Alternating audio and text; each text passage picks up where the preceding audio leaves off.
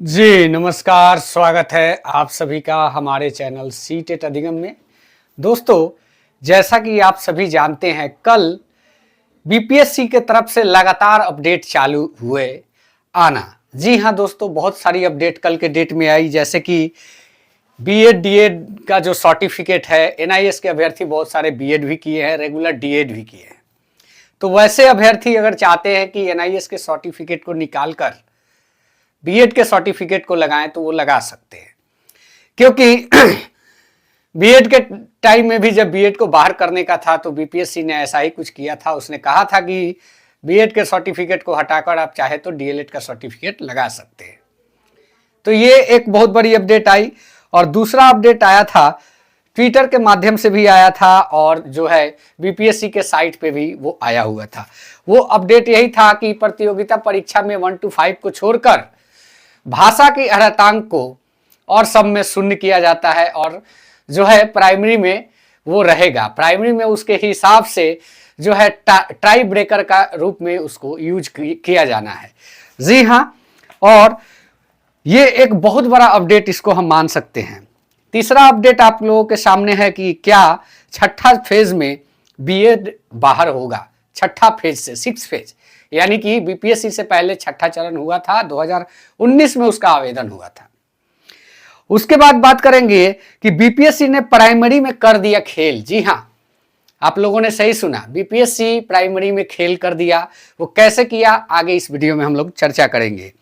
इससे जो है किसको होगा फायदा। जो अपडेट आया है प्राइमरी के लिए कि भाषा के अर्हतांक को यूज किया जाएगा मेधा सूची बनाने में, तो ये फायदा सीधे सीधे कैसे अभ्यर्थियों को मिलने जाने वाला है। जी हाँ, ये सारी कंफ्यूजन आज हम क्लियर करेंगे, क्योंकि हमने देखा इस पर लोगों ने वीडियो बनाया है लेकिन सही ढंग से उस चीज को प्रेजेंट नहीं कर पाए हैं। तो आज मैं कोशिश करता हूं कि और लोगों से बेहतर आपको प्रेजेंट करके इस मामले को समझा सकूं। तो उम्मीद करूंगा कि इस वीडियो को आप लोग पूरा देखिएगा, अंत तक देखिएगा, और अच्छा लगेगा चैनल को भी सब्सक्राइब कीजिएगा। सबसे पहले बात करते हैं कि एनआईएस से बीएड बदल सकते हैं। जी हाँ, एनआईएस से जो बीएड बहुत सारे अभ्यर्थियों ने प्राइमरी में या 6 to 8 में सर्टिफिकेट लगाया है एनआईएस का, उसके अकॉर्डिंग उन्होंने सीटेट भी किया है। तो उनके लिए एक बीपीएससी ने बहुत बड़ा लिफ्ट देने का काम किया है। इसके लिए बीपीएससी थैंक्स के हकदार है। वो अभ्यर्थी एनआईएस की डिग्री को बदल सकते हैं, या तो रेगुलर डीएलएड किए हैं तो वहां पे रेगुलर डीएलएड का सर्टिफिकेट यूज कर सकते हैं, या फिर चाहे तो अपना बीएड का भी सर्टिफिकेट यूज कर सकते हैं, क्योंकि 6 to 8 में बीएड भी वैलिड है। तो इसका डेट जारी हुआ है जो कि 19/12/2023 से 20/12/2023। जी हाँ, आज का दिन जो है वो वेबसाइट खुल रहा होगा, अपने डैशबोर्ड को लॉगिन करके चेंज करके आप जो है आपका दूसरा वाला सर्टिफिकेट जो शिक्षक प्रशिक्षण का सर्टिफिकेट होगा उसको आप लोग साइट पे अपलोड कर सकते हैं। अब यहाँ पे बात करते हैं कि कल एक और लेटर आया जो आपके स्क्रीन पे भी दिखेगा, उसको देख सकते हैं। उसमें बताया गया कि प्रतियोगिता परीक्षा के उम्मीदवारों को सूचित किया जाता है कि वर्ग 1 से 5 छोड़कर 1 से 5 को छोड़कर हम सभी वर्गों में जो है भाषा के पेपर को भाग 1 को शून्य किया जाता है। और उसके बाद लिखा है कि प्राप्तांक को मेधांक सूची तैयार करने में, यानी कि भाषा के पेपर को जो प्राप्तांक होगा मेधा सूची तैयार करने में प्राइमरी में यानी कि 1 से 5 में इसका प्रयोग किया जाएगा। जी हाँ, इस पर बात करेंगे कि क्या है इसके फायदे। तो देखिए, सबसे बड़ी बात है कि पहले क्या होता था कि ये क्वालिफाइड नेचर का पेपर था 30 नंबर का, बाकी सब में तो शून्य कर दिया गया। उनका तो जो है सब्जेक्टिव के हिसाब से ही उनका काम हो जाएगा। लेकिन प्राइमरी में क्या किया गया कि भाषा में पास करना तो एक प्रकार से अनिवार्य था ही, यानी 9 नंबर आपको लाना था, ये आप लोग जानते हैं। लेकिन अब जो कर दिया गया ट्राई ब्रेकर का काम करेगा। मान के चलिए कि किसी अभ्यर्थी के 70 नंबर आ रहे हैं, सेम नाम सेम डेट ऑफ बर्थ, और जो है क्या कहते हैं सेम नाम सेम डेट ऑफ बर्थ है, 2 अभ्यर्थी हैं उस तरीके के, मान लीजिए एक का 70 आ रहा है दूसरे का भी 70 आ रहा है, तो अल्फाबेटिकल दोनों का ए से होता है। मान के चलिए कि अंकित है और एक अनिल है, दोनों के नंबर 70 ही हैं, डेट ऑफ बर्थ सेम है, और जो अल्फाबेटिकल लेटर है ए दोनों का है। तो इसमें अब ये ट्राई ब्रेकर का काम करेगा। अब वहां पे ये देखा जाएगा कि यहां पे जो है भाषा के पेपर में इन्होंने कितना नंबर पाया है। यानी कि मेधा सूची तैयार करने में यह देखा जाएगा कि अगर अनिल ने 13 नंबर पाया है और जो ए लेटर से दूसरा अभ्यर्थी है उसने 10 नंबर पाया है, तो अनिल का मेधा सूची पहले तैयार होगा, क्योंकि भाषा का पेपर में उसने 10 के बजाय 13 नंबर लाया है। तो यही है। तो अब बात करेंगे कि बीपीएससी ने प्राइमरी में कर दिया खेल। जी हां, इससे किसको मिलेगा फायदा?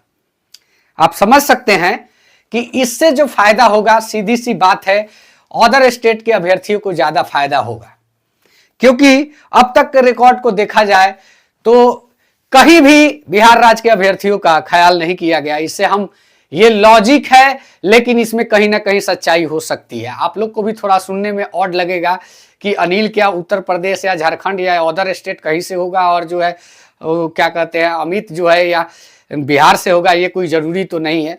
लेकिन देखिए, हमको ऐसा शंका लग रहा है कि ये जो क्वालिफाइंग नेचर का मार्क्स था, हमारे बिहार के बच्चे हिंदी में मेधावी होते हैं और इनके नंबर ऐसे आते हैं कि मतलब समझिए कि ग्रामेटिकली नॉलेज के बारे में आप लोग जानते ही हैं हिंदी के बारे में बिहार के बच्चों का, तो कहीं ना कहीं इसका बेनिफिट दूसरे हिंदी राज्यों को मिलने वाला है।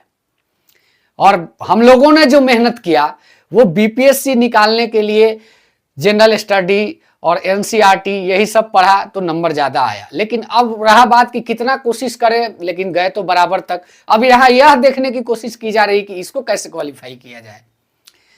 तो ये भी हो सकता है, या फिर ये भी मंशा हो कि नहीं, सही ढंग से मेरिट को बनाया जाए। इस मंशा से भी जो है भाषा के अर्हतांक को मेधा सूची में शामिल करने की बात कही गई है। तो ये दो टाइप की बातें हो सकती है। तो ये बीपीएससी का एक बहुत बड़ा खेल कह सकते हैं। इसकी पुष्टि नहीं की जा सकती, लेकिन कहीं ना कहीं इससे फायदा अदर स्टेट के ही छात्रों को मिलेगा, जैसा कि हमको शंका हो रहा है। अब बात करेंगे कि जो उन्होंने ट्वीट के माध्यम से भी कहा था, आप लोग इस चीज को देखेंगे कि जो लेटर बीपीएससी पे आया हुआ था साइट पे, तो लेटर लगभग लोगों को समझ में नहीं आया था बीपीएससी के साइट वाला।